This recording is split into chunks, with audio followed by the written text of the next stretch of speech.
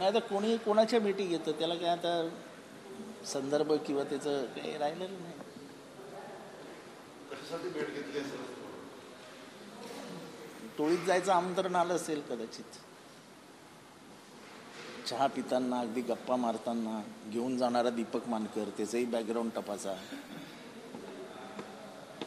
म्हणजे एखाद्या प्रतिष्ठित राजकीय व्यक्तीच्या पुराणे असं करावं याचं मला आश्चर्य वाटतं. कारण का अजितदादा नेहमी दुसऱ्यांना धडे देत असतात. ते ठाण्यात आले होते, ठाण्यात म्हणालेले की ठाण्यातली गुंडगिरी वाढली आहे. मग का ठाण्यातले मुख्यमंत्री गुंड आहेत काय, का गुंडांना प्रोटेक्शन देतात? हा थेट मुख्यमंत्र्यांवर आरोप होता.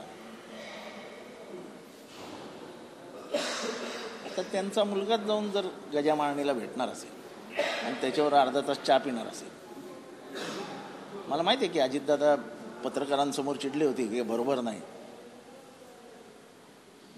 त्याची हिंमत कशी झाली हो? का अजितदादांचं तो ऐकत नाही काय म्हणजे नेमकं काय? आम्ही पण भेटलो होत ना, पण इतक्या उघडपणे भेटण्याची आमची ही हिंमत कधी झाली नाही. आमच्या मागे तर बाप आई आजोबा पणजोबा कोणाचंच नाव नाही.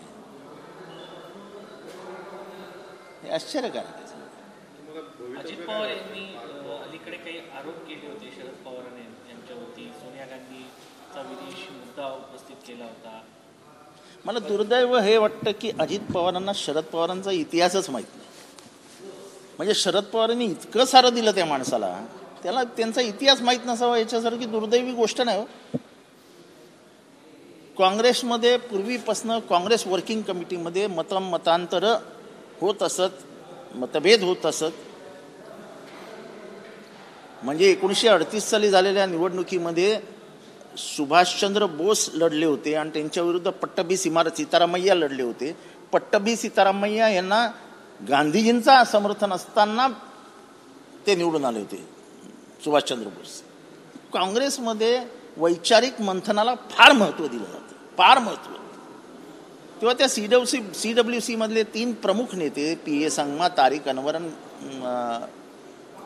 शरद पवारजी आणि अजून नेते होते, त्या नेत्यांनी मात्र पुढे येण्यास नकार दिला. त्यांनी एक पत्र लिहिलं की कदाचित आपल्या विदेशी नागरिकत्वाचा मुद्दा किंवा आपण विदेशी असणं आणि आपण प्रधानमंत्र्यांचे दावेदार होणं ह्याच्यानी कदाचित देशामध्ये एक वेगळा गोंधळ सुरू होईल आणि तो राजकीय दृष्ट्या काँग्रेसला अपायकारक असेल असं त्यांनी पत्र लिहिलं, आपलं स्पष्ट मत मांडलं. खरं ते पत्र गुप्त होतं, ते फक्त सोनिया गांधींकडे होतं. त्या इतिहासात मला जायचं नाही की पत्र कसं बाहेर पडलं, काय झालं, कोणी बाहेर काढलं, हे सगळं मला माहिती आहे, पण मला त्याच्यावर जायचं नाही. पण त्यांना हे माहीत नाही की शरद पवार, PA संगमा आणि तारिक अनवर यांना पक्षातनं बाहेर काढलं गेलं. त्यांनी पक्ष नाही सोडला. शरद पवार काँग्रेसचे विचार, त्यांचे काँग्रेसचे विचार हृदयात आहेत. तो हृदयापासून काँग्रेसी आहेत.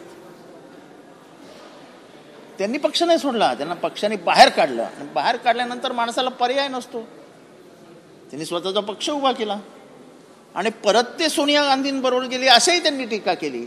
तर इथला जो जातीयवाद आहे, जातीयवादी शक्ती आहे, त्यांना नेस्तानाबूत करायला जर स्वविचारांचे, आपल्या विचारांची लोक एकत्र येत असतील तर वैमनस्य कसलं ठेवायचं? शरद पवार फार मोठे राजकारणी आहे, त्याचं मनही फार मोठं आहे. म्हणून तर 2019ला बंड करणाऱ्या अजित पवारांना त्यांनी दुसऱ्यांदा उपमुख्यमंत्री बनवलं. त्यामुळे शरद पवारांना पुतण्याच ओळखू शकलं नाही याच्यासारखं दुर्दैव नाही आहे महाराष्ट्राचं. त्यांना आत्ता समजलं, 4 वेळा मुख्यमंत्री झाल्यानंतर, फायनान्स मिनिस्टर झाल्यानंतर, इरिगेशन मिनिस्टर झाल्यानंतर त्यांना आत्ता समजलं. सुधाकरराव नाईकांच्या मंत्रिमंडळातले होते ते, म्हणजे 93 साली मंत्री झाले ते. कुणामुळे? कर्तृत्व काय होतं त्यांचं? पहिले त्यांचे आमदार होते ना, कसे काय झाले मंत्री? असं की लोकांना कधी कधी इतिहास माहीत नसतो. माझा दुर्दैवाने माझा इतिहास हा विषय आहे. म्हणून मी पट्टभी सीतारामय्या आणि सुभाषचंद्र बोस एका मिनिटात सांगितले. तुम्ही काही विचारलं नव्हतं मला. पण काँग्रेसमध्ये ही सवय आहे की आपलं विचार व्यक्त करायचे. काँग्रेस हा डेमोक्रेटिक प्रोसेसवर चालणाराच पक्ष आहे. आत्ताचं मी काही बोलत नाही कधी, पण पूर्वी हे सगळं होत होतं काँग्रेसमध्ये.